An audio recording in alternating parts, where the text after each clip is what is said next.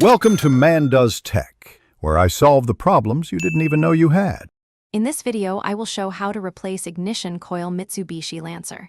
Disconnect the battery and remove negative terminal first to avoid shorts. Gather a 10 mm socket, ratchet, extension, dielectric grease, and replacement coils. Label wiring connectors to keep track of cylinder order. Keep a clean workspace and a magnetic tray for bolts. Take photos before unplugging connectors so reassembly is straightforward and avoids mistakes. Start by locating the ignition coil packs on top of the engine near the spark plugs. Remove any plastic engine cover and clear debris away to prevent contaminants from falling into openings. Unplug the electrical connector by pressing the tab and pulling straight out, then remove the mounting bolts with a 10 mm socket. Gently wiggle the coil free from the spark plug to avoid breaking the plastic housing or damaging the plug.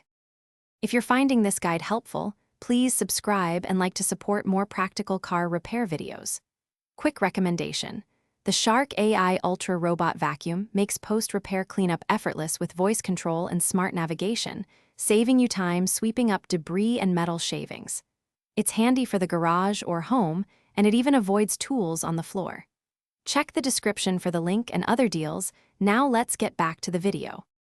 Place the new ignition coil into position and apply dielectric grease to the boot for protection and better connectivity.